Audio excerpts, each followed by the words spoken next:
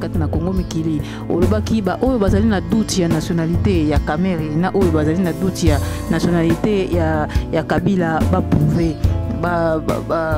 prouver yo oui ba pesa ba preuve que Camere ou Kabila azali mwana mboka te maloba oyo papa alobaki est-ce que eza ko engager papa yemoko to ezali maloba oyo eza ko engager IDPS na président ya yango po papa na kati yote tozalaki on a 2011 toujours na tango ba élection to monaki papa Tshisekedi na aéroport bakangaki ye bakangaki papa Tshisekedi a répondaki bato bakangaki alobi ete bino yo na mokonzi na yo bokozonga na Rwanda elanda makipe lisusu na banzembo oyo ba diaspora bayembaki partout kezongisa ye na Rwanda non ils sont beaucoup pas moyen de s'organiser comme parti politique pour conquérir le pouvoir, les moyens sont très limités, fortement limités. Donc, il faut qu'on ait la tête. Et les choses qui triquées peuvent suivre une irrégularité. Tout le monde qui est Union européenne, tout le monde centre Carter, ancien président des États-Unis. Tout le monde a l'église catholique, tout le monde a IDPS binomoko. Le pays est un des pays les plus riches du monde et il est envié. Maman, les hommes les plus misérables, il y en a qu'au Congo. Les richesses sont en réalité à pouvoir. Tu vas regarder les Afrique du Sud. Le Congo, c'est un bon exception. 5 ans, de 2011 à 2016. Et comme 2011 à 2016 et comme vérité des urnes ici là et aussi en 2016 Tshisekedi ozali mwana biologique ya président IDPS Etienne Tshisekedi wa Mulumba pe azali chargé na relations extérieures ya IDPS asali alliance yena Camere Gana vani na Tshisekedi 2 fois on a 2 séjours le 2001 et puis na vani na yena 2008 2010 nakati na Congo mikili olekanaki olobaki ete bamindele batie bino maboko po bokenda 2016 bamindele o batie bino maboko po bokenda 2016 batiaka bino pe maboko balobaki ke non batiaka bino pe maboko IDPS ekende na élection 2011 c'est là le 7 décembre parce qu'on a le 7 décembre mais le peuple qui avait dit devait agir. Ce n'est pas encore à lui de venir dire au peuple bon, vous pouvez faire une promesse à Tunisie, non, ce sera le combattant, atomisé. Ils ont un groupe multiple de combattants. Bisopé n'est pas de l'île, il y a des difficultés.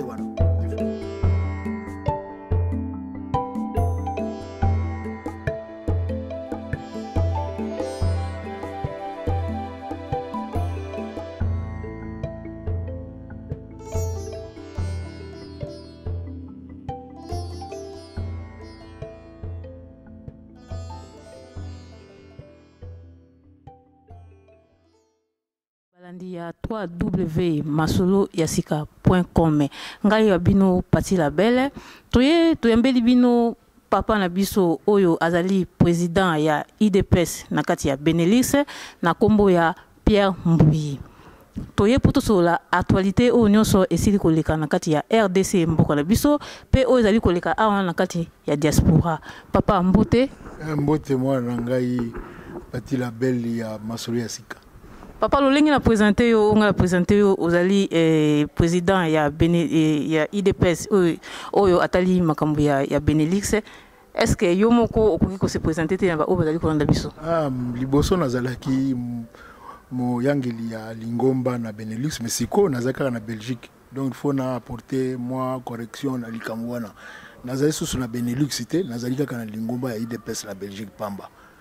Donc nazali na Lingomba oyo ça fait 25 ans, je crois 25 ans de présence quotidienne na kati ya Lingomba oyo. Donc na koli na kati ya Lingomba oyo sokotali malamu. OK, papa tokotuna mutuna utuzali na yango na propos ya santé ya parti IDPS.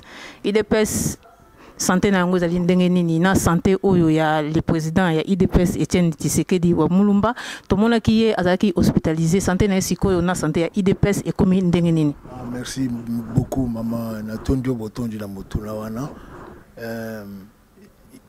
président ya IDPS yende président ya république lokola au lobby biso surtout ozali préoccupé na santé na ye mais faut toyeba pe aza komi mokolo aza na bambula 82 ans lelo donc moi santé on est dans moi mikakatano de temps en temps azali na ba difficulté wana ko zangate za naturel mais lolo toko lobate azali ndenga na yokaki ba ibisaki ngai azali na moi convalescence azali mal en pointe azape malamu mingi te maza katikati nde toko loba pona parti ya biso zana moi mbilinga moi mikakatano pona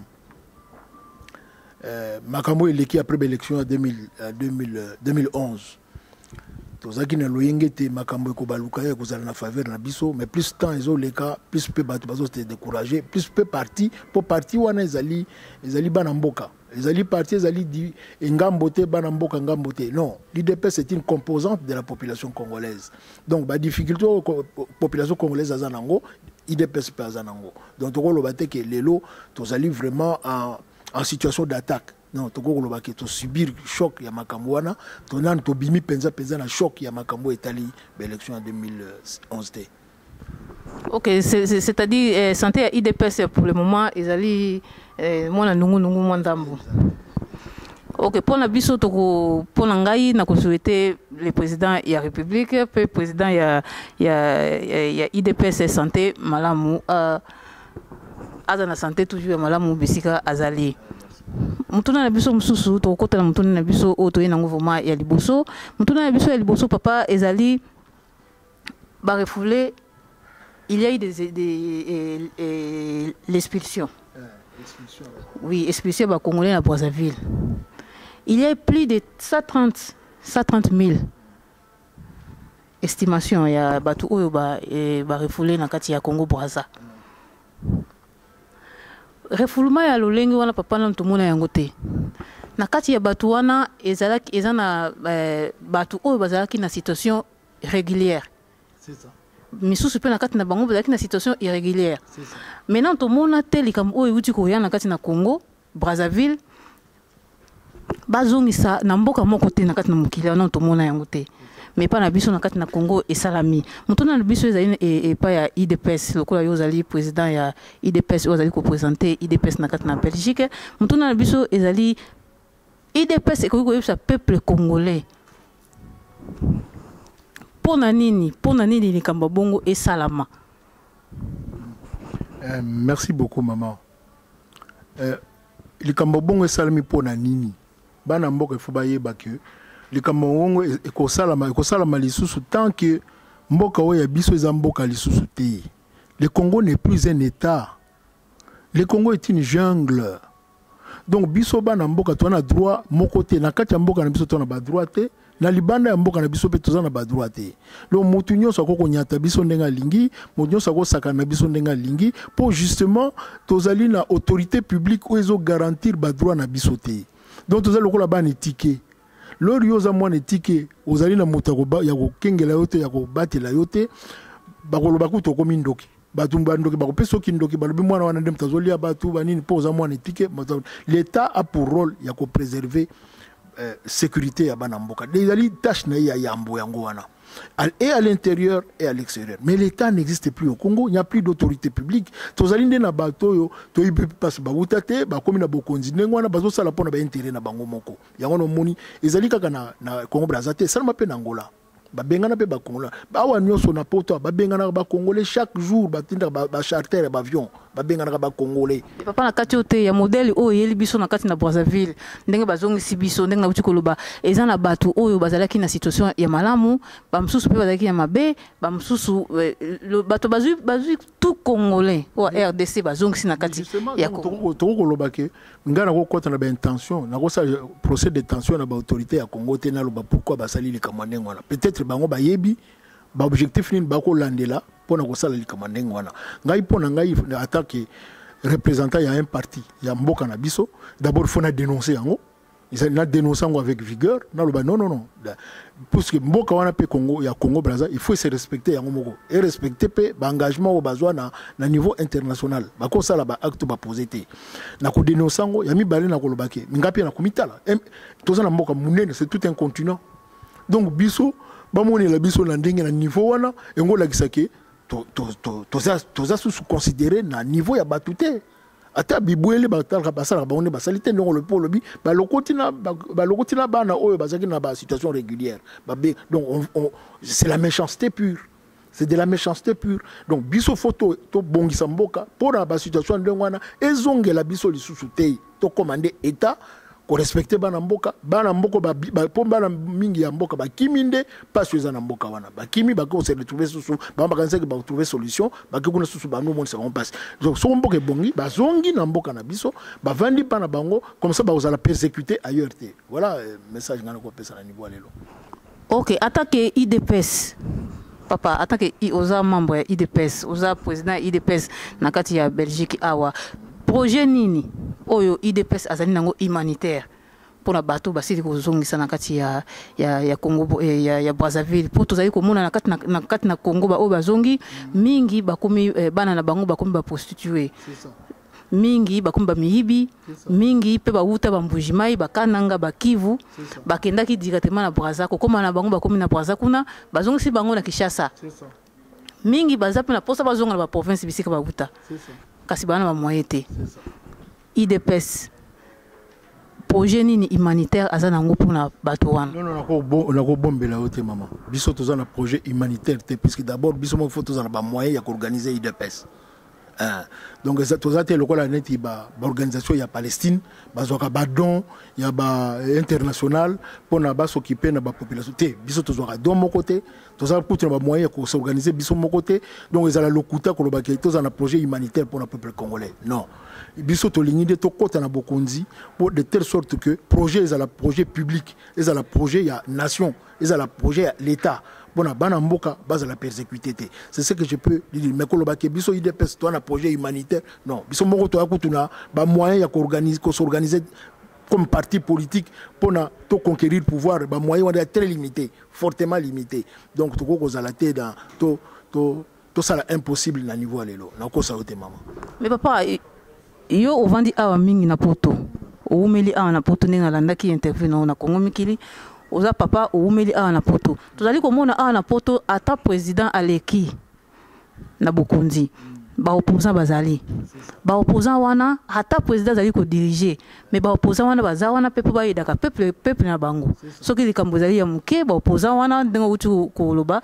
ba organisaka basenga ka ba aide ndengo utu ko loba pourquoi IDPS azana mokano ya kosenga ba aide wana te po o edaka peuple congolais po gouvernement soki ya salite IDPS attaque parti o ezali parmi ba parti na biso ya Congo ya minene okoki ko sala yango te voilà tomeka maman tomeka ko kansate to va na poto to ga maboko to mon to sala moni biso to ba représentant IDPS to sala ba action diplomatique mais foye balikambo etali Congo ezali na niveau international.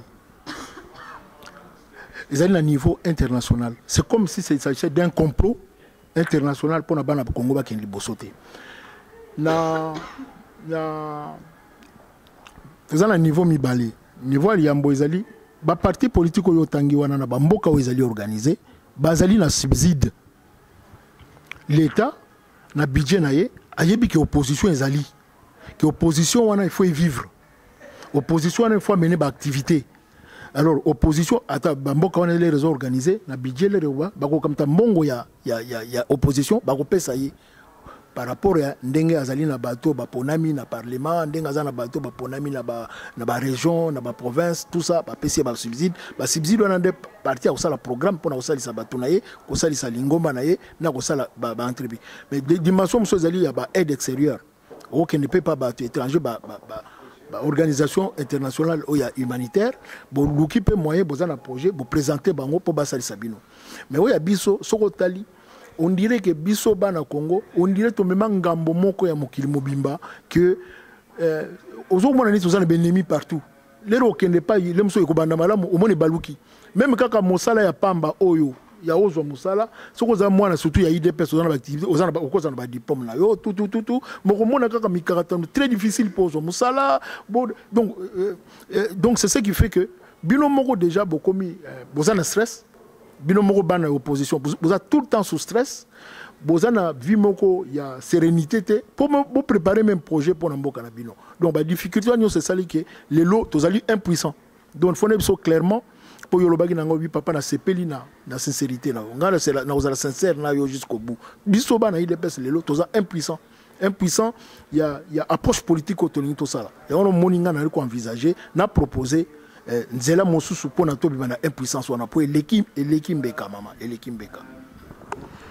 Papa tomoni tokokuta na mutu na troisième point na biso o tozali na ngo o etali kaka Brazzaville toza toujours na kati na Brazza bato o ba refulu na kati na Brazza mingi na bango pe kuna à partir ya Brazza bakundaki ba mususu vivant misusu ba tchaki bango na kati ya ba morgue vivant ba mususu pe ba violaki bango ba mususu pe ba kufina mama indenge ba tukozanga atake IDPS ezali parti il y a opposition au ndenge to tukoloba to kotanga IDPS na kati ya parti ya mboka na biso so to tanga ba parti to ko bossa na IDPS té en tant que parti aux alliés munene ya mboka na biso IDPS eza ko envisager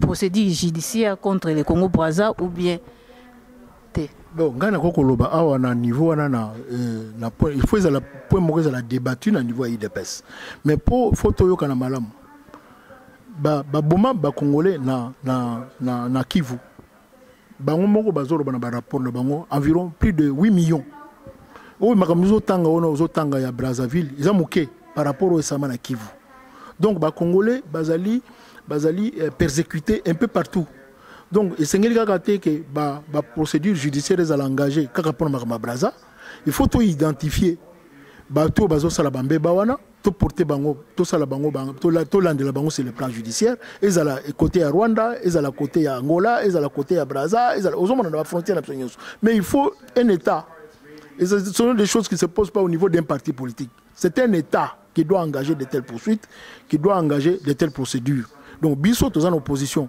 ya ono moni ba mituna ozotuna eza mituna otuna bato bana gouvernement mais puisque bazali na gouvernement il y a gouvernement il y a peuple congolais ils ont le gouvernement et individus choisis par des forces qu'on ne connaît pas.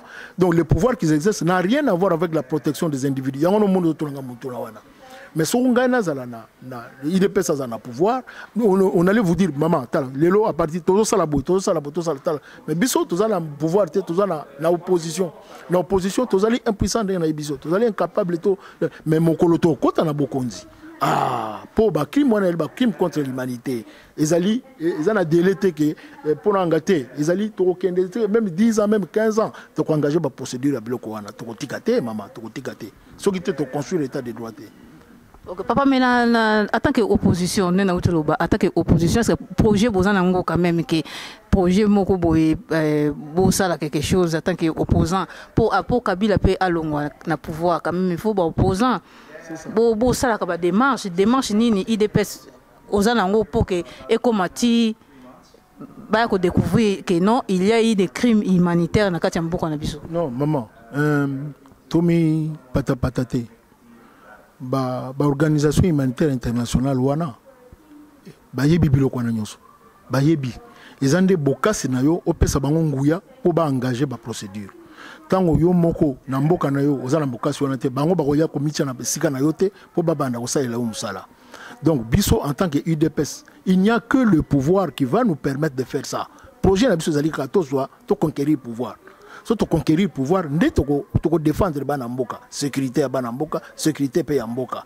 Donc en dehors ya wana siko lelo tozolo bana yo bana mingi oyo bazo kanga bango bazo boma bango bazo violer bango même na kati ya mboka ezaka kate bo bazana Brazza ou banane non même na kati ya mboka na biso bazo il n'y a pas de droit maman il n'y a pas de droit donc protection il faut à la globale protection il faut à la kate ba bazo non protection à moi na Congo partout azali ezala na kati ezala na libana protection il faut ça mais pour ça il faut parti lokola ya biso to exercer effectivité à pouvoir au baro impérium faut to exercer so to exercer on te banaka ko lela boy ti to kufa bana muso ba ya bandolela kaka ne wana ti to kufa tu vois, donc il faut quand même qu'on mette une fin à ça. Ok, tokoya mutuna na biso ya mibale o etali 2011 bande ko balandi ya 3W masolo ya sika toye kotuna papa mituna o ezali koleka awa na kati na diaspora surtout poto kota na mutuna o vraiment esali débat alliance ya Kamere na Félix Tshisekedi il faut tozonga nanu na 2011 place makambo ngo ebandaki yango papa mutuna na biso o toye ya mibale etali élection 2011 na élection 2011 ezalaka truqué élection ezalaki truqué pe suivi na irrégularité tomonaki Union européenne tomoni Centre Carter o eza ancien président ya États-Unis to komona lisusu ba église catholique pe tomoni lisusu IDPS binomoko bo pouvaki bozaki na ba preuve tangible o ezalaki kolakisa ete vraiment les élections na mboka na biso ezalaki truqué mutuna ezali boye papa est-ce que bo mema ki procédure moko judiciaire IDPS mema ki procédure judiciaire contre la vérité des urnes. C'est ça. Bazalaki babongisaki te bato oyo bazali bazo réclamer que bazali na fraude bakende kosala recours na Cour suprême pour na ba statuer na makambo etali ya fraude wana président na biso aboyaki na ebite mbula bonu yoza nango menga na koyebisa yote lelo tozali na oyo bazolo ba fraude ya 2011 pour na charisme ya papa Tshisekedi yango na lelo fraude wana moyen ezala étouffé ezate yango na bimi pona charisme na ye na bitumba na ye nga bundi mokimo mbembe yebi donc il est très difficile fraude wana e bimate mais fraude c'est salama déjà en 2006 fraude pe salama na ndenge ba empêcher ki gouvernement ya union ya conférence nationale na 1992 Ozoyoka. Donc, fraude électorale dans le Congo est seulement depuis 60. Donc, photo ça fait 54 ans il y a fraude électorale. Donc, le problème dépasse les élections de 2011. Le problème est politique. Et politique et engage même la communauté internationale, Makambo Italie et le Congo. Donc, pour dire vrai, Tozali na lutte et légitimité à pouvoir dans le Canabiso. Na Congo, l'un des pays où il y a double légitimité. Légitimité, il y a occidentaux. La légitimité, il y a peuple. La légitimité, on a mis balé, ils allaient en confrontation depuis 60. Depuis l'assassinat, il y a premier ministre congolais. Donc, la légitimité, on a ils allaient en confrontation. Donc, point culminant, ils allaient élection en 2011. Donc, contentieux électoral il y a 2011, ils allaient à vrai dire contentieux électoral il y a histoire mobimba Congo il y a indépendance. Donc bana mboka mokonzo ba ngomba ponaka a diriger jamais. Mokonzo bana mboka ba ponaka ba ngomoko a diriger kate. Et ça kaka bazo plonger ba konzi ba uta pas mususu. Bazo uta pas mususu. Yango no moni mbuta mutu Tshisekedi a lobby cette fois-ci on va plus faire de compromis. Tokotika la kana ba principe. Alingi nini loko nini yazowela alingi mokonzi oya kozala mokonzi na mboka auta na volonté ya bana mboka tant mokonzi azo uta na volonté ya bana mboka te yango no moni tozo subir biloko to subir ya Braza bizu ya Angola bana bazo kima bazo ya na poto po kuna espoir ezate ba konjo bazawana ils n'ont rien à voir avec l'intérêt national, ils n'ont rien à voir avec les intérêts des Congolais. Ils sont là, c'est des brigands, ils sont là, c'est l'association des malfaiteurs, ils sont là pour piller. Kabila a 15 milliards, Mobutu a 30 ans, a 5 milliards, il y a 15 milliards. Donc ils sont là pour nous piller. Donc soit tu as la capacité, il y a la révolution, soit tu as la capacité à l'élection, alors tu as le compromis, pour Kabila, ce n'est pas Kabila qui est là. Hein. Mobutu, ce n'était pas Mobutu. Dans il y a des multinationales, il y a des puissances occultes, il y a il y a le satanisme même, le satanisme mondial qui est derrière ces gens-là. Il y a les lots, chance na biso ezali mutu mwindo comme na bokonzi en Amérique. Il y a la lumière, il y a sika, puisque mondele Amérique ndimaki jamais mokolomo ke ya repona mutu mwindo kwa mokonzi. Donc, nous devons sauter sur cette opportunité-là, surtout quand on a la déclaration en notre faveur. Donc, tout le schéma, on a pas schéma et révolution. Pour ça, la révolution, au moins, il n'y a pas de révolution. Babimi, bamso bazo mimara bati, bamso bazo mimara bomba mapa, bazo lala. Et pas na biso yo kono sala. Na ko memeloti, na no memeloli pa. Do yo moko déjà nzala, na ko kondo yo kondi, o sala ta yini désert na nini wana te. Donc mais papa na katiote o wane ko on ezala ka organiser na parti politique. Ah justement. Ce qui parti politique est organisé on a révolution ko sala. Justement, ben on est l'école, il y a parti politique. Donc, parti politique, ils ont la voie à révolution, ils ont la voie à élection, ils ont la voie à compromis. Il faut parti politique, ils ont la organiser. Il faut ils ont la organiser. Mais, tozali na mikakatano na côté wana ya IDPS pour na to organiser to comme na dimension ya ko répondre na ba enjeu wana. OK, to côté na mutuna na biso mususu o tozali na yango. IDPS elongola ki Jacques May. IDPS et sous Kolongola plutôt Maman Marthe, moi si Oazali ya président ya IDPS Etienne Tshisekedi wa Mulumba ay Kolongola na tournaye Moleka. Mutuna au peuple azali kotuna tangu nyonso IDPS. Décision wana o Maman Marthe azui.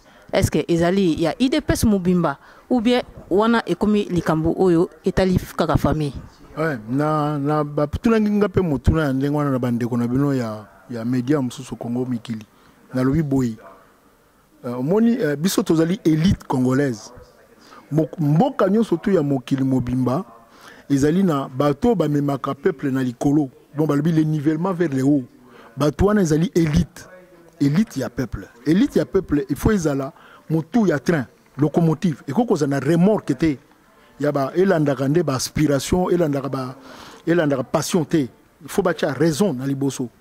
Ngana ozala très clair là-dessus. Na bisaki o mama na bisaki baninga na bino ya Congo mikili boye. Famille ateza famille ya mokonzi, eza famille awa na mboka o ezali organisé, la famille relève du privé. La famille relève de l'intime. Ça doit être quelque chose de sacré, caché. Bon, il s'est fait que pour Nabiso membre de la famille participe à la lutte. Maman Marthe a participé à la lutte. Banane mususu baza pe engagé na kati ya lutte. Donc baza lokola ba membre. Donc faut baza la capacité ya kosa la distinction. Kosa la distinction que awa to ko agir en tant que membre, awa to ko agir en tant que membre de la famille. Pour ezali deux familles, il y a une famille idéologique politique et une famille biologique du président. Donc faut tout longo la président embarras. Il ne faut pas que nous-mêmes nous mettions notre président dans l'embarras. Azala na conflit interne entre famille biologique naïe, la famille idéologique naïe. Ça peut le tuer, ça. Ça peut le tuer. Donc nous devons les sortir de là. Et la meilleure manière de les sortir de là, c'est de faire la part des choses. La famille, en tant que famille, s'organise dans le privé. En tant que c'est le parti qui agit. Quand il s'agit des décisions du parti, des décisions politiques, c'est le parti qui agit. Mais surtout, tous en a un statut, tous en a un règlement intérieur. La personne centrale, il y a l'ingomba le président. Il y a une prérogative, même secrétaire général, il y a une prérogative, il y a président. Il y a une personne centrale. C'est lui qui nomme et qui révoque. Ça ne doit pas souffrir d'exception. C'est lui qui nomme et qui révoque. Et ça, le président a nommé directeur de cabinet, il a révoqué. Non, non. Surtout bandi bongo, les lots en opposition, les lots comme en bokonzi, lobby toko zonga na moboutisme, toko zonga na kabilisme. Non, nous devons être déjà sérieux en étant dans l'opposition. Voilà, je ne vais même pas faire des amalgames dans ça. Nous sommes très sévères là-dessus. Donc la famille, c'est la famille. Le parti, c'est le parti. Et les membres de la famille qui agissent dans le parti agissent comme le parti. Donc la décision revient au président. Si le président n'est pas en situation, il y a qu'à régler la situation. Il faut bien que le président n'est pas en situation de régler cette question. Alors tout soumettre dans tel organe, dans tel organe, va expliquer. Mais attendez, ils ont du pouvoir occulte. Il y a quatre partis. Surtout comme il y a pouvoir occulte dans le parti, et que bomba parti, et que bomba mboka. Pour les lots, mboka n'y a pas d'espoir dans l'IDPS. IDPS, c'est d'aller faire des lances dans Bango. Donc IDPS, il faut qu'ils aient déjà modèle, les razans en opposition, tous ont déjà modèle Paulette Okuma na bokonzi bato bazana confiance na biso surtout bando ko sala ba blinga confiance on est commis entamé to komona susu mutu mususu akobima ba lobina ah non asali parti moko 6 mois allez a commis président ozoka donc faut nous devons mettre de l'ordre dans l'IDPS et ça c'est un appel que je lance à travers Bino qu'on lance na bana IDPS partout place Bazali nous devons tout faire pour na parti et la réorganiser mais tu as besoin d'informations sur le président. Il a été élu, mais le peuple doit savoir qu'est-ce qu'il est devenu, le président. On n'entend pas, on ne l'a pas. Donc, Gaïna Bino, place où on a Moko, on a habité président Azawapi, on a habité Azanandaku, on a habité. Mais donc, le président, c'est pas Koye, son agir. Nous avons besoin de son agir. Pourquoi il n'a pas décidé? Pourquoi il ne décide pas? Pourquoi il ne déclare pas? Nous avons besoin de savoir ça. Voilà. Ok, tokota mutuna biso mususu bakanga ki Diomi Ndongala papa Diomi Ndongala oyo a travaillé ki pona IDPS wana zali surtout mituna oyo peuple vraiment congolais azali konsekete na ngo surtout ba résistant auto zali na diaspora parce que konsekete Diomi Ndongala a travaillé ki pona IDPS Diomi Ndongala bakangi papa Tshisekedi président ya IDPS alobi eloko mokote IDPS asali eloko mokote. Et là, pourquoi silence wana au IDPS azali na yango? Pourquoi silence ya bongo et pas ya parti oyo mutu a travaillé pour Nabino, asali pour Nabino, lelo oyo bakangi pour na IDPS, même pas un mot. Bozolo belo ko mokote botika e bongo avant da bongo o ezali mutuna o ezali ko s'inquiéter pour ma peuple congolais. Ouais maman, c'est na tondio botondi na mutuna wana. Menga mona ki na vidéo moko Félix ngene kotala ndeko na biso Diomi na makala na prison ko rendre visite ya réconfort vidéo wana ezali hein na éviter wala to luka yango mona Félix ngene kotala Diomi pona réconfort moral mais omoni na itumbo ya politique tozala naïveté faut toze baté tango koti na nini na kanisi Diomi ana parti je crois Diomi azana parti donc soko Diomi azana parti et le roi Yambo, bana ya parti na il faut bala qui ça force na bango. Biso tous alande soutien ya bango. Ozo kangai et tout ça la te que Diomi azane di membre ya IDPS a combiné membre te. Diomi azamo na mboka zo lingi changement salma na mboka. Donc bana mboka nyon surtout il faut ba mitia simanaye kaka IDPS te et ba paloupe di susu foazala ba organisation surtout mais pour mon appel secrétaire général na ye tout le monde a payé, je ne sais pas, sectionnaire. Papa, Diomi a défendu qui IDPS. Malou a défendre. Il faut IDPS et il y a qu'à défendre. Défendre leader, leader du peuple congolais. Mais ça, tout le monde, papa, tu sais qu'il y a tant que leader, il y a IDPS. Tout le monde peut Diomi. Donc là, il faut défendre. Il y a un IDPS. Il y a IDPS, mais il y a défendre qui leader, il y a IDPS, mais il défendre qui IDPS, Mbappé Mbokanaï. Défendre Mbokanaï, tout comme Ngaï. C'est pas nécessairement que Tshisekedi a défendre. Ngaï peut na koko, son azana ba moyen ko défendre. Na défendre. C'est pour ça que lobby que Félix Tshisekedi a rien ko na Diomi na makala. Ba solo na réconfort.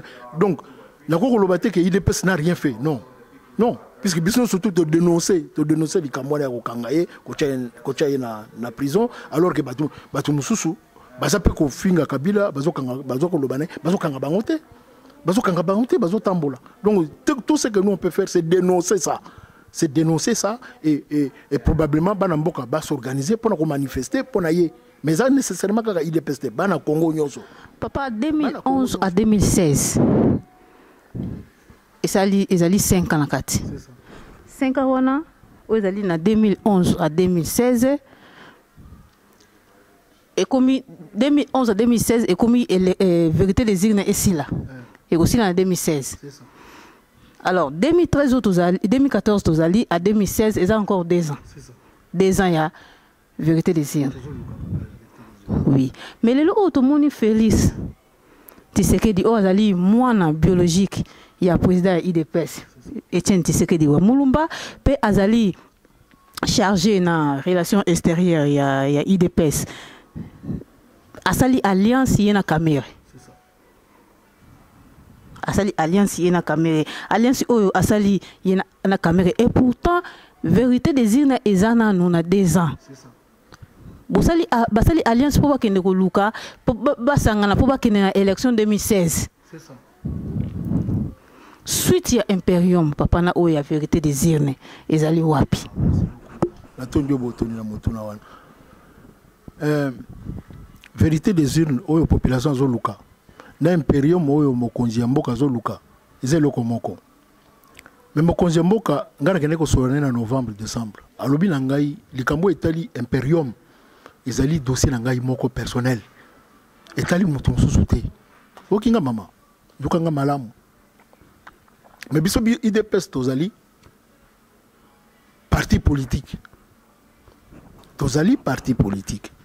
biso na congrès na biso ya IDPS o tosala kaka moko congrès moko tosala 2010 toloba te ba élection nyonso tu ekoya na mboka wana IDPS akokende nasi bana mboka fo bayoka likambo wana ba élection nyonso tu oyo ekoya ezali résolution numéro 15 ba échéance électorale nyonso tu oyo ekoya IDPS faut participer ezali congrès za ko engager biso nyonso tu y compris président mais président lobi likambo etali Imperium ya ngai moko botikela ngai oyokinga mama voilà sikoyo likambo etali alliance na ba statut na biso ya IDPS ezali ba prérogative ya président mutu mususu na kati ya IDPS akolisa l'alliance te akosa la plateforme na politique te ezali ba prérogative reconnue kaka na président donc songa lelo na côté na caméra ezali entente na biso sur terrain tolinto sala to loko moko ça n'engage pas l'IDPS il n'y a que le président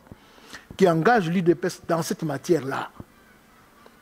Donc, tant que Etienne Tshisekedi a béni ici, INC a signé la bango et l'autre côté, c'est nul et non avenu. Mais, sur terrain, la force politique, et que quoi agir. L'air Tshisekedi Félix a coûté na caméra. Et on va attaquer bazolo ba makama élection. Et quoi ça l'appelle préparer stratégie, il y a prise de pouvoir. Pour tout ça, la carte échéance, il y a légitimité à président national jusqu'au 28 novembre 2016.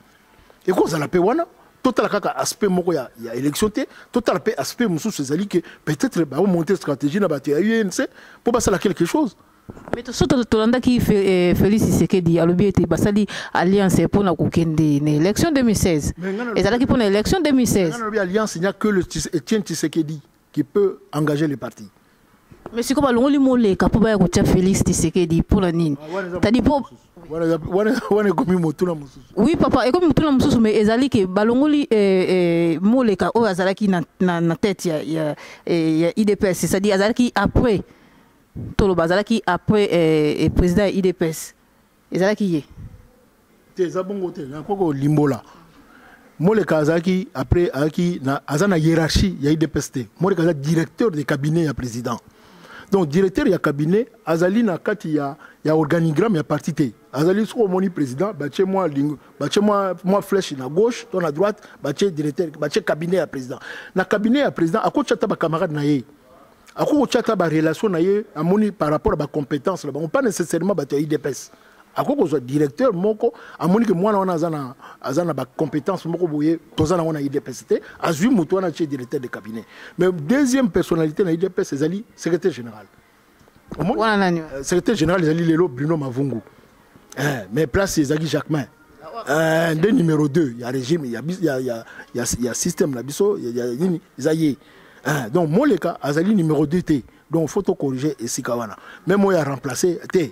Wana ezali neti cabinet ya chef azali na opportunité ya kocha moto ya lingi voilà alors soko ba lolobi ke ba longoli e pona basal ngana yebité soko ba longoli e pona nini bon ya ona eloko to ngana yo to zolela il faut ezala clair soko moto net ngana ngana zali responsable ya IDPS awa soko ba lingi ba sanctionner ngai ba kotindela ngai décision ya président po yende mta nomé ngai yebende mto ko sanctionner ngai ba koma na mbeba o sali boye mbebo sali boye soit ba blâmer ngai soit ba suspendre ngai soit ba déchoir ngai na nini nga mais ba ko longola ngai comme membre te membre za volonté na ngai do ba ko longola ngai na bokonzi ba pesi ngai mais ba ko longola ngai comme membre ya IDPS te comme yo ba ko longola yo qualité ya congolais te ya congolaise te ba ko longola ngote donc wana ba longola ka te sauf so na sali mbeba moko zo ya munene wana ba bino qualité ya membre nous ezali nul donc on a évité ce qu'on a répondre na auto na tiki mo eloko na ko reprendre. Oui, tozongi na alliance oyo Kamere na Félix basila ko sala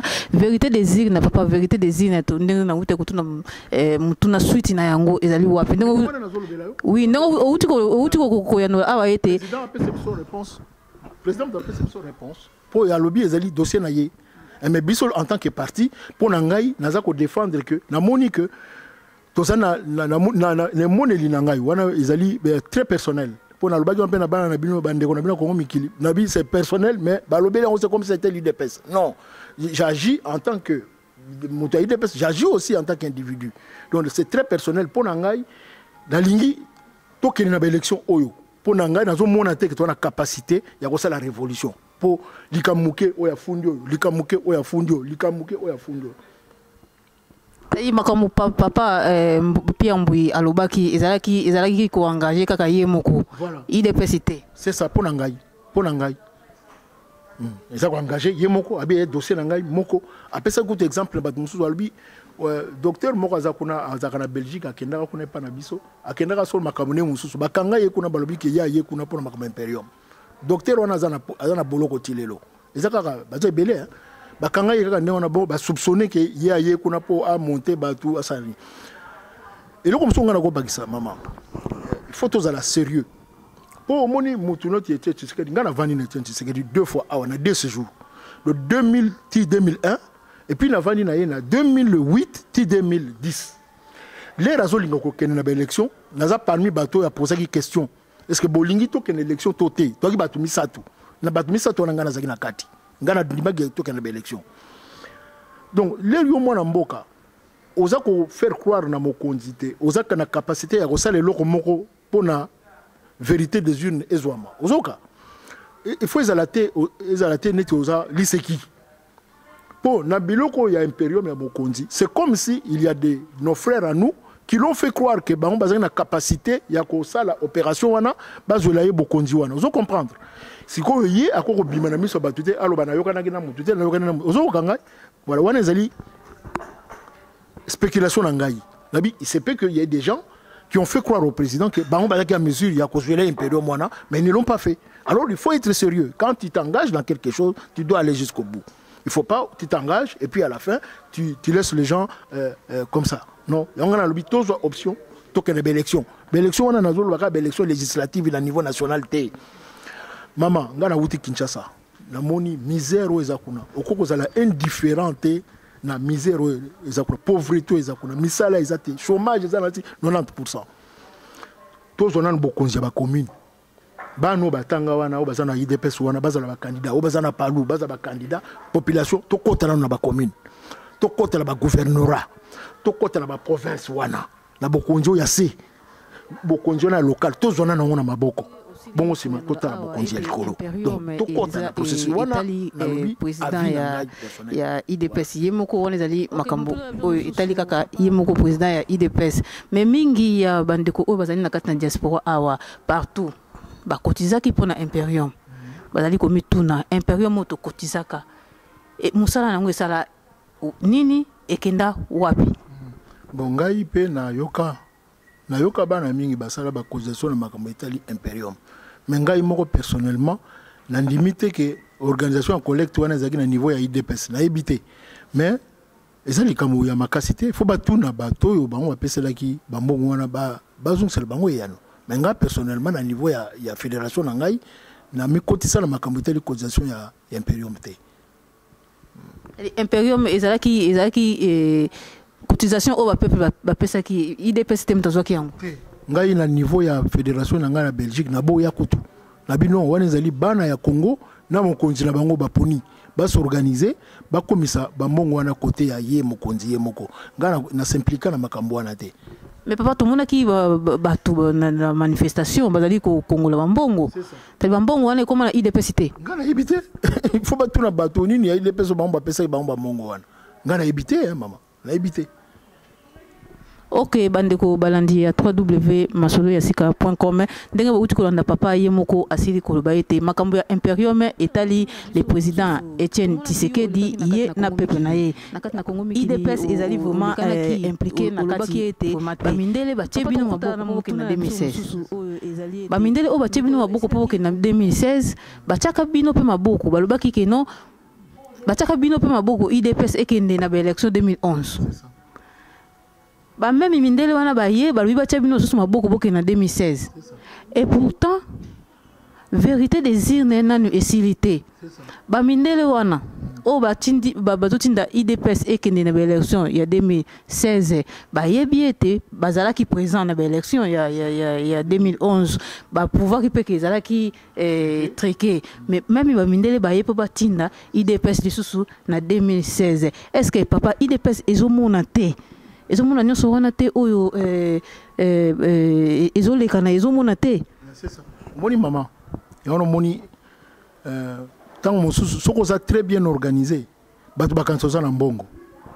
Mais oza nous na mbongo te, mais ndenge ozali organisé na muke oyo ozwa kana ozali très bien organisé, okoko pesa impression que ozali na mbongo. Et tumba ya politique et tumba ya organisation. Tango mokonzo ya biso aza moko bana batu nyonso bakozela ke apesa mot d'ordre batu babima pasa la manifestation, mais la canicité révolution bapesa ka mot d'ordre. Il faut ezala un ressenti interne à un moment bolobi non trop c'est trop to lingi su boité ba kufa ba kotikala ozoka, mais biloko il faut ezala pe organiser na kinsweki na kati ya lingomba o ezo soutenir président les attendent président abima na miso batu na monde toza ya lelo alo bakale bobima lelo bako boma batu na kombo na ye pe bako kanga ye balobi ke ye atindi batu monika kalobaki moi déclaration moko saka na Afrique du Sud pona batu ba okanga bakche ba na ba prison abi bo tomboka bo bien voilà monde entier est reprenaki di kambwana bana ko se préparer même na laye pour ba agir à partir de likambwana.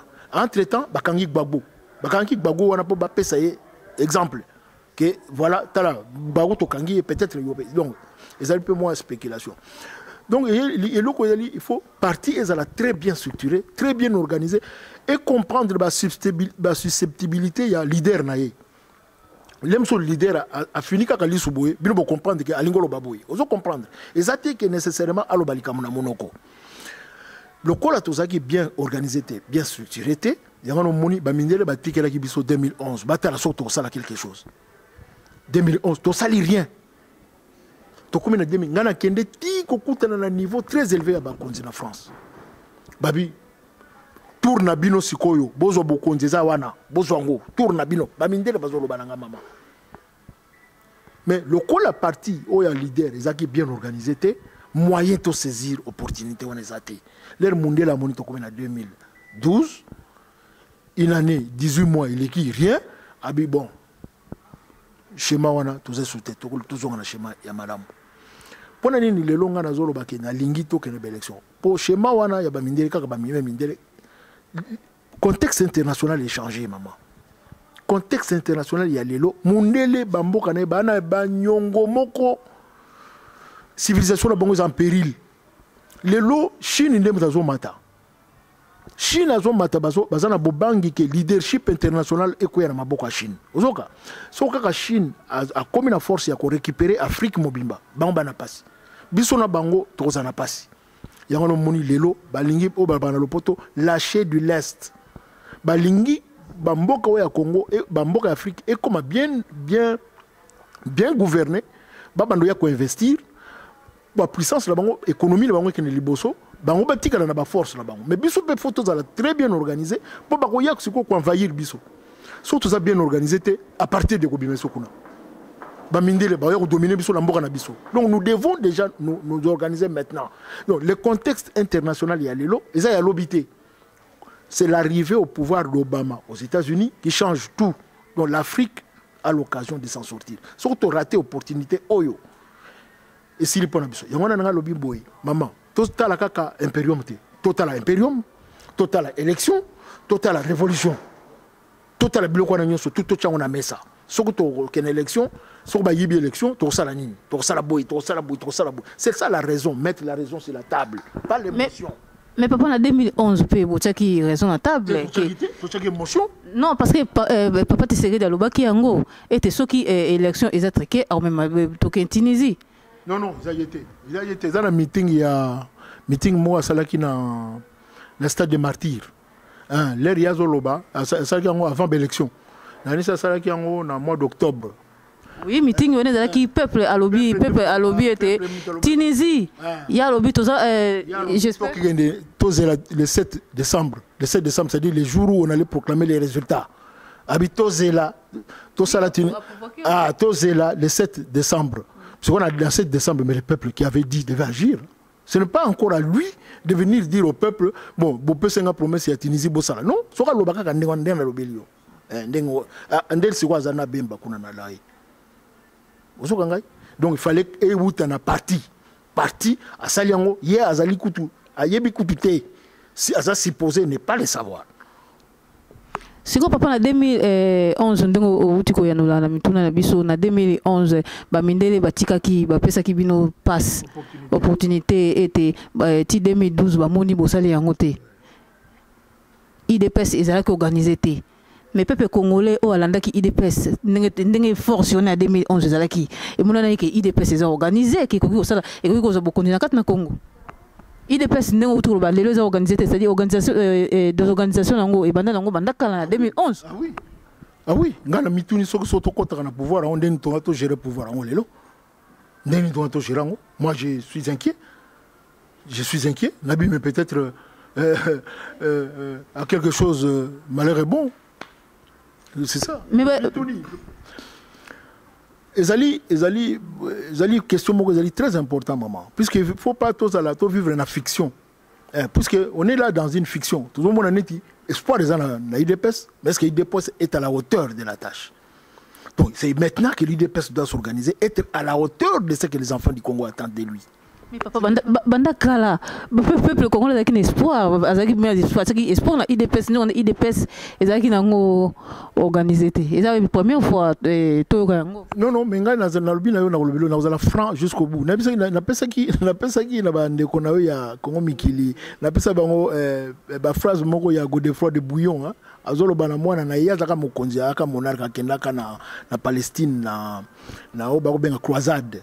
L'air liwe bandi kozwaye abengisi mwana na ye pona a succéder na ye alobi na ye que tu diras toujours la vérité même si cela doit te coûter la vie et tu défendras la veuve et l'orphelin au péril de ta vie. Le peuple congolais aujourd'hui c'est un peuple des orphelins et des veuves. Tant yo papa ozana capacité ya komemela bana na yo na mwasi na yo bileité ozali mort la femme là est une veuve. Les enfants là sont des orphelins. Donc nous avons là un peuple des orphelins et des veuves que nous devons défendre collectivement et individuellement. Pour pouvoir les défendre, nous devons nous dépasser. Nous devons nous transcender. C'est-à-dire nous devons nous devons naître de nouveau. Tout comme nous devons être des hommes engagés dans une lutte politique pour libérer le peuple, pas engagés pour nous enrichir, pour avoir des Mercedes, pour avoir toutes les femmes du monde, les belles femmes du monde, pour avoir les biens matériels. Non, nous devons nous engager. Quand le blanc verra que nous sommes sérieux, il comprendra et il nous appuiera. Alors nous te lancer un appel. Naba mindele wana baya to sala na bango musala na Congo to bongisa na bango Congo elongo. Tango tozo bundana to ba Congo ya bisote binote kaka biso moko binote bango bazo bana biso bo. Ils sont en train de nous donner un message depuis 1960 que nous ne comprenons pas. Ils nous disent ceci. Donc, le cas bango bato bengana biso balingi biso pa na bango te, ba kozwa pe loko bango balingi kozwa te. Ozoka. Le cas là-bas na Congo, balingi bazo, ils ne veulent pas de nous chez eux, ils n'auront pas aussi ce qu'ils veulent avoir. Mais ce qu'on t'a bien maman Pati hein. Na Congo mutumo taza na capacité de nous cuivre na mabele. Mutumo taza na capacité de nous pétrole na mabele. Mutu mongo taza na capacité que nous kolukaba coltan na mabeli biso to a besoin ba droit na biso ezala respecter bango ba ya ko exploiter mboka na biso ba exploitant na ba norme où ils allaient définir bango bazo bakokozwa biso petozwa ba droit na biso za respecter ndé le tozo luka. Donc nous sommes complémentaires. Arrêtons de nous disputer pour les broutilles et nous perdons tous. Voilà un peu ce que j'allais à dire. Ok, to kota la mutuna biso mususu papa na interview oyo toujours o salaki na kati na Congo mikili olobaki ba oyo bazali na doute ya nationalité ya Kamere na oyo bazali na doute ya nationalité ya Kabila ba prouver yo. Oui, ba pesa ba preuve que Kamere ou Kabila azali mwana mboka te.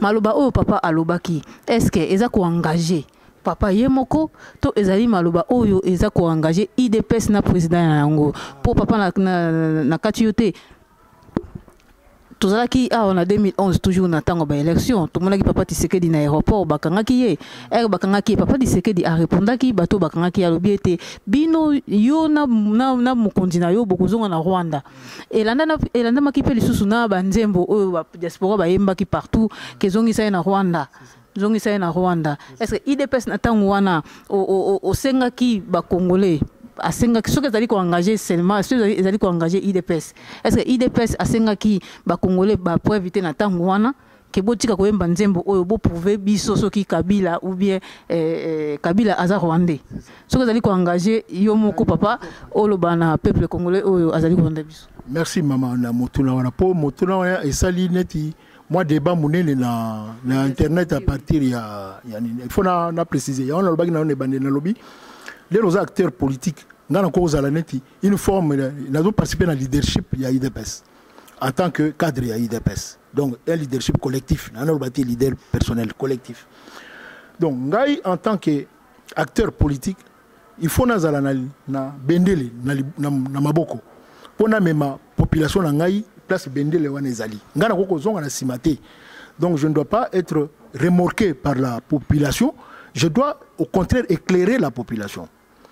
Toloba to kana marama ma pobiso tozana poto yoza na Hollande ngana zali na Belgique ezali ba état de droit na état de droit ba critère ya nationalité ezali ba critère ya nationalité ezali na bano pe ya ba combattant wana ba mso bazali ba américain ba mso ba canadien ba mso ba hollandais bamsou baba français bamsou baba belge nakaka na bano bazo bundela Congo donc Congo community pays d'origine mais pays na bango d'attache ezali bamboko bamba bazo vanda mingi bazo nationalité mais na mboka oya biso na biso ko na banabi l'état n'existe plus c'est une jungle soko yé o utita na Zimbabwe o utita na Afrique du Sud o utita na Sénégal o yo vandi wana o zumwa na mboko boti ne bana yo mbala moko community congolais ba pe ba vandi la pe ba no considère donc il y a une naturalisation des faits qui n'est pas de droit ngai mutu nazo yebisa yo le ngana ki mwana mokela Kinshasa na Léopoldville baki ba San Salvador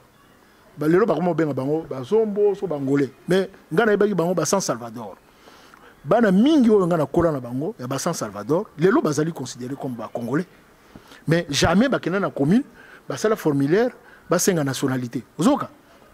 Donc il faut tout réorganiser tout état de droit ce que mutalingo comme congolais à respecter ba formalité ndenge to sala awa mais si ko le col to zala batu bazakuna ngana lubite ke Kabila aza congolais ba pesa preuve non Kabila a déjà dirigé ce pays là depuis 15 ans donc azala étranger ou étranger il y a un fait politique qui dirige ce pays là. Alors j'ai parlé à mon nom personnel. Nalobi, Kamere, Tolingate, c'est un fait qu'il a même fait un parti. Les membres de son parti sont même au Parlement. Naïbité sur les membres du parti à Kabila au Parlement, Bazaba Rwandais. Naïbité. Puisque si lui est Rwandais, automatiquement ces gens sont aussi des Rwandais qu'il a été cherché au Rwanda. Naïbité, hein, ngana mona bangote. Mais naïbité, bato INC, siège na Parlement wana. Naïbité sur Bazaba Rwandais. Donc pour nangai nazo mona ngoza accessoire problème ya ethnie pour nangai ils repli ethnique ils problème accessoire na monde toza lelo ils a monde ya objectif pour so Kabila nani Kanambe Hippolyte appelé Kabila soka dirigeant mboka na biso kitoko a diriger to bando reconnaître ba droit na biso ba ni tout mutu mo tanga kanisa nationalité naï c'est puisqu'il a très mal dirigé que maintenant nous cherchons ses origines. Alors maintenant, tu es comme allergique. Tu as une origine douteuse, peut-être à diriger aussi na Kabila. Donc nous avons cette crainte-là. Mais moi, je ne dois pas agir par crainte. Je ne dois pas agir par émotion. Il faut que nazali dans le leadership politique. Si on a le mutuana zaboye, banamboka mutuana. Pour nazali na comme leader il y a opinion. Donc il faut nazala réserver. Na réserve on faut na luka, likambonga na koloba, ezala fondé. Ngana ko agir na émotion té. Et bimisi ngana sepeli mingi ndenge bimisi débat. Pour débat na bana o ba intervenir o ba benga na téléphone. Kaka mwana moko afingi ngai.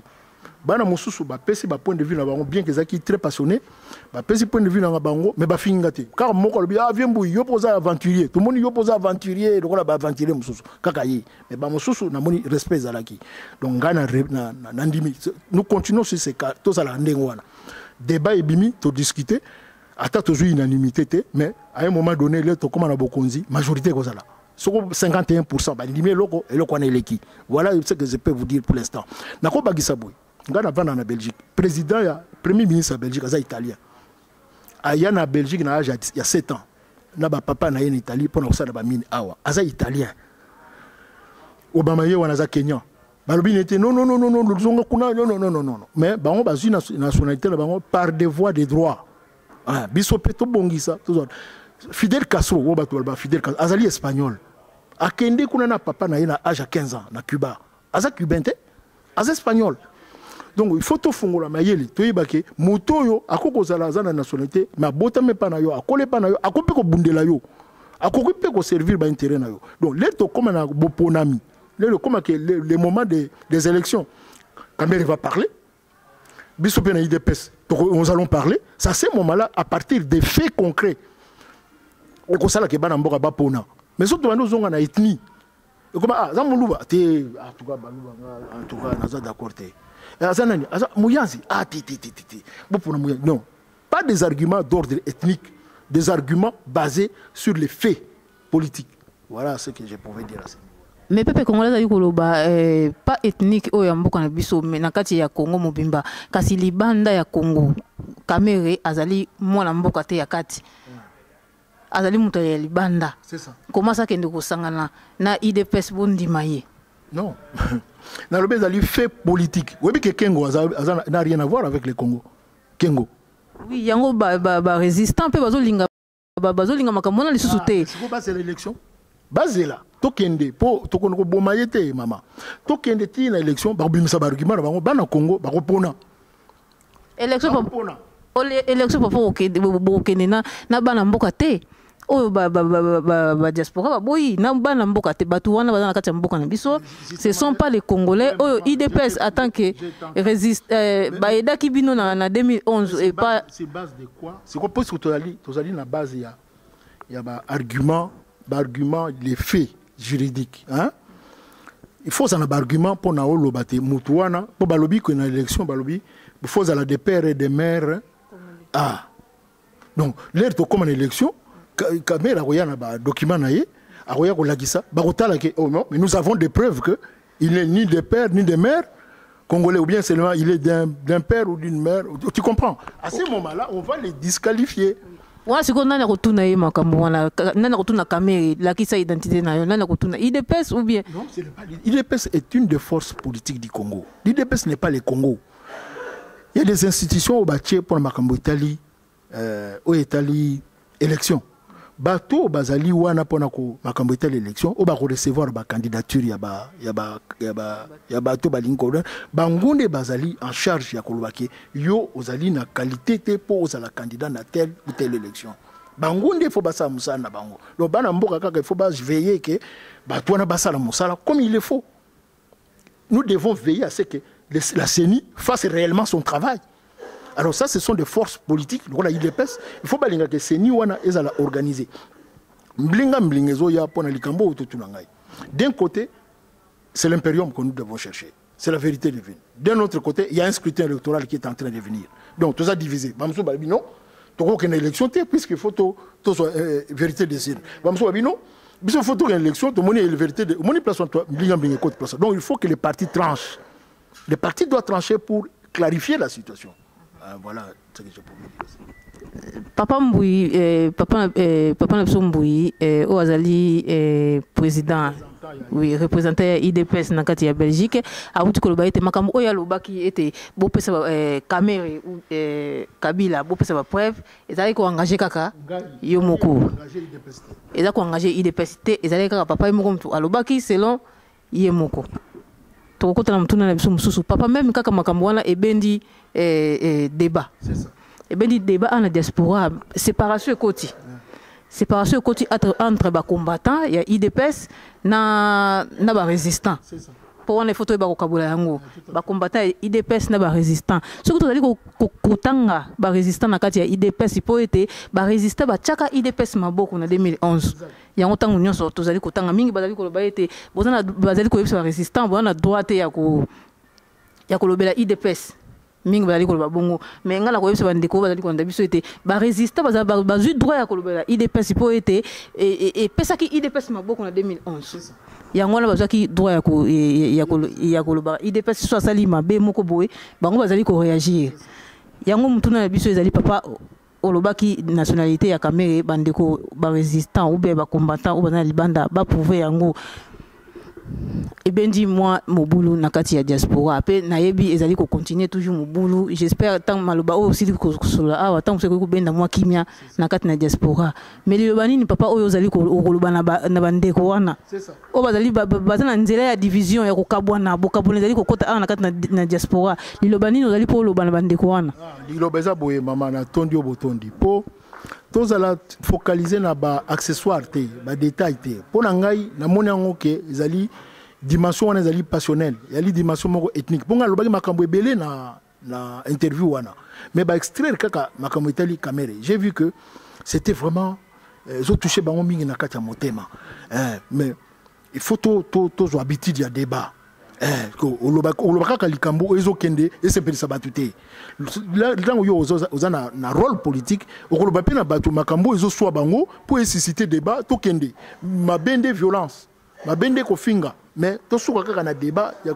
kosolola nga nabakisi baexemple napesi wana mpo na apaiser tension mais division eza mabe te na kati ya lingomba division ezala nde ezala par rapport à baprincipe division par rapport au objectif mais biso division na biso ezalaka par rapport à ya nature donc par rapport à jalousie par rapport à kanda par rapport à obabengi tout ce qui relève de la passion mais il faut te poser un problème dans lobby na mesa to ndenge na lobby ba muso balingi to sa révolution ba muso balingi to kena élection to discuter bino bato ya révolution bomoni ndenge nini ba pesi ba argument bango biso ba élection to pesi ba argument na biso to discuter sur cette base là mais surtout la passion to kendi bosete mundela bana toujours ko dominer biso po to za na incapacité ya ko tia raison na katia ba débat voilà ngana zo senga bango to poursuivre les discussions dans la compréhension mutuelle et to déboucher na compromis s'il y a lieu qui va être et au tia que to za na to vivre en harmonie. Et puis, il y a un problème à Kamere. Les combattants, ils ont mingi, ils sont atomisés. Ils ont un groupe multiple, il y a combattants. Bisopene bandelile toki na IDPS le tokote kisika. Toki na ba difficulté wana. Difficulté ya ko s'harmoniser pour reformer un ensemble cohérent. Ils sont naturels, mais il faut pas continuer. Ngana lancer beaucoup d'appels mingi. Ba kota na IDPS, ba ya ko sala débat na kati ya IDPS. Oh azana bava na kana libanda te ponga babengisa mingi na ba combattant on dirait ngana solo babango baya na IDPS baya kate mais ngana kendaka na ba débat na bango na kendaka na ba réunion babengisa mais ngaso na bengi bango na IDPS baya kate alors ngana za ko encourager bango baya pas même baya pe na IDPS baya ko débat batika ka biso moko te ba bino IDPS bité ba kota pe na kate IDPS ba somba ba carte IDPS président ndili biso ba carte sika baya ko somba ba carte wana pour IDPS azo ba moyen ya ko organiser parti donc voilà likamonanga ko baya suka ngwana papa tuna mususu o peuple congolais pe amitunaka peuple congolais azali ko tuna tango nyonso soki problème ezali a na kati na diaspora et senga kando to le débat c'est ça tout ça la débat o alobi boye o alobaki boye vandi place moko bo solo li bozui solution li kamwana mais na kati na IDPS o to bengi union ya démocratique ya progrès social o ezali kolobela démocratie na kati mais démocratie bazali komona yango te soki likambo o likambo moko kaka neti alliance o IDPS esali na Camere bandeko mosusu bazali komona ete Camere azali mopaya IDPS asala alliance na ye na ndenge nini alors bandeko émotion wana basiliki balobi mingi mais au lieu sikoyo etala likambo babe bobengana bovana na mesa bosolola bosololi te mais batu oyo bazala neti na baza pour IDPS ezala réponse na mo ezala kaka non Ngwanda on va garder comme position là-bas oui Ngwanda mutasali boy Ngwanda mutasali boy au lieu de comprendre que non IDPS asale loko oyo peuple a sepeli na ngote peuple wana il faut s'expliquer liboso ya peuple congolais alors bango baboyi wana balingi koyoka te non Ngwanda tadi makamone zo benda neti séparation entre les Congolais c'est ça. On a des remarques. Oui. La CPL Ming la remarque. Il ne faut pas personnaliser les débats politiques. Il y a des fois, débat politique, il faut autour, il y a un enjeu politique. Donc, un problème réel politique. Le cas là, la société naturelle. Moi, je explique peut-être dans sous conférence. Dans la société naturelle, c'est comme la société civile. Il y a un société civile, elle est société où raison des moteurs, raison des moteurs, il y a société, et puis sens moral, nous ont guidé par principe, na valeur, na réglementation, législation. Biso na to comme na niveau wana te, biso to na passion. Même nos hommes politiques, ils interagissent par rapport ingana yo ki lelo na kati ya IDPS, secrétaire général ya sika, na secrétaire général ya sima, bazana procès na justice. Ok, ezali antagonisme politique, il faut résoudre na katia parti. Bako bimate bakene na instance judiciaire pour nango. Wane ko créer encore plus de divisions. C'est ça le problème des enfants du Congo. Ngai na niveau na Belgique, baningo na zana bona kati ya Lingomba, baleki bazali na ba âge na bino, bazo keno kutana ba combattant na matonge. Bazo sura na bango bako expliquer bango ba combattant pe bakomi ko comprendre makambo oyo lobi oyo etali élection 2016 eza ko engager kaka yomoko ndenge buti ko yanula awa siko soki osololi IDPS ezui décision ete ba kene élection 2016 promesse nini boko pesa na peuple congolais pe point ya mibale soki siko boke une élection ya 2016 esimbité boko ba na peuple congolais nini voilà merci maman na motuna na yo na koloba boyi soki parti et Ndimi, ma proposition, tout ça, la ghetto qui est na Maponami, il y a 2016. Trop côté déjà dans le processus électoral, na niveau local. Bana IDPS, on se présentait déjà à niveau local. Niveau de la commune, niveau de la province, niveau de l'assemblée, tout ça déjà à niveau wana. Ce qu'on a aucun pas tout le monde a élection législative, élection présidentielle. Mais l'élection, tout le monde a tina na ngote. Ce qu'on a une élection législative, une élection présidentielle.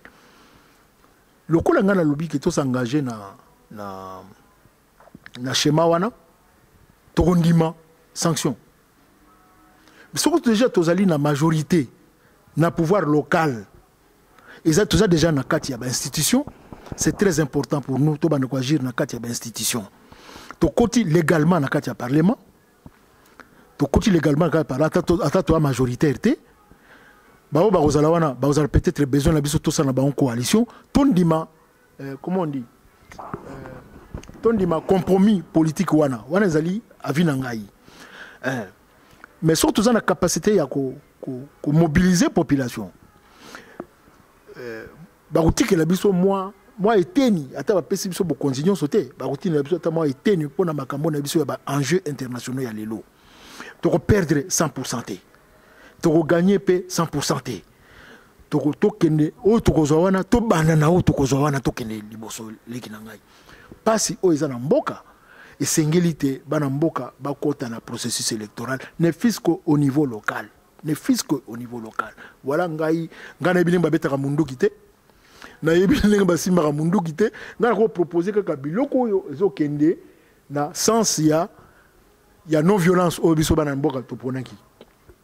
Donc biso na ile lunga na zo lancer appel na peuple so ba kondima to kende na schéma électoral to se mobiliser to récupérer to banana ba activité politique pour na moni ba tunyo so baza décourager to zongela ba activité politique na ba parti na biso ngana relancer na bataille de pes ba reprendre ba activité politique ba tika ko contester que mutu boye ba poni yete biso to lingete to kende na lisanga to lo bana mutu wana a diriger lisanga a diriger ba réunion to kota na ba to pona ba candidat na biso na niveau local na niveau régional na niveau national to pona to sala élection to sala makambo à partir de maintenant to zela sous-souté et comme a précipitation to comme ko swana et puis to perdre de mode de la fin na ngana habité so za na mutu na mususu yolobi soko e baby te so to koti na schéma na ndenge wana e ko beba te pour to kondima déjà comment ba règle du jeu ndenge balobaka to kondima déjà ba règle du jeu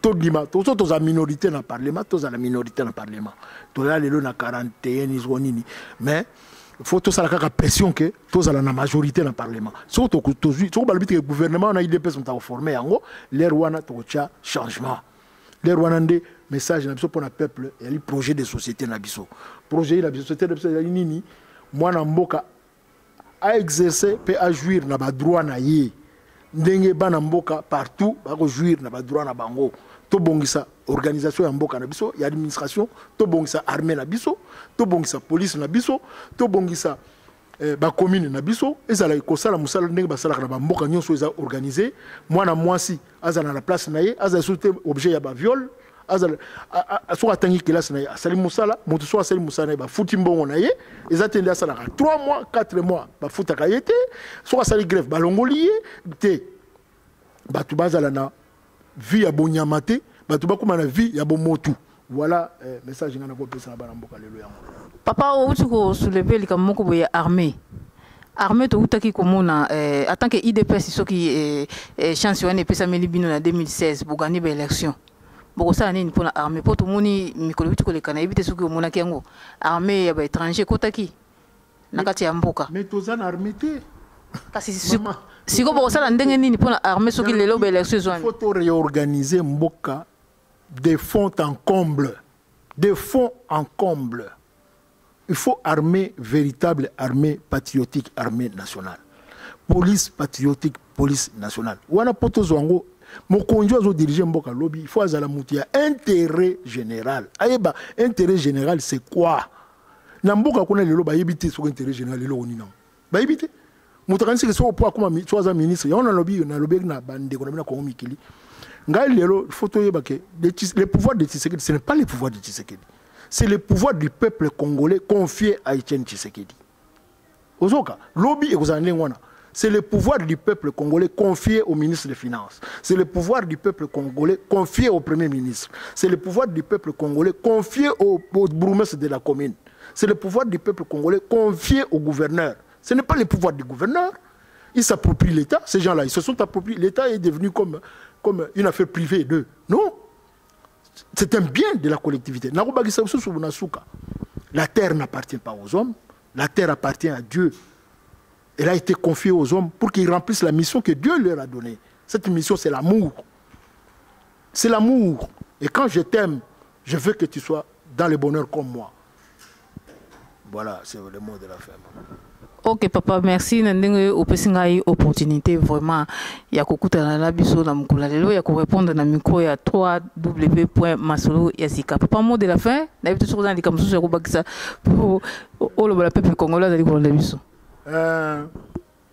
Le Camboya sika ezali kaka bosambela pona mbuta mutu Etienne Tshisekedi.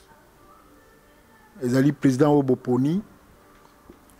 Bosala ete tobimisa ye na mikakatano azanango to sambela nkolo te abatela ye apesa biso nguya mboka ekende liboso tozonga nsima te tozala mobiliser pour la liberté na biso toyeba te mboka ya biso ezali envieux bana ba force internationale nyonso baza ko envier mboka wana toyeba bango ezana mutu na biso mais to composer na bato baza ko envier yango pour baboto la biso yango te toyeba ndenge nini tokonégocier po bango bazwa oyo bakoki kozwa biso mpe tozwa oyo biso tokoki kozwa nde mona kokoloba ya suka yango wana botikala malamu nkolo abatela bino abatela mpe biso.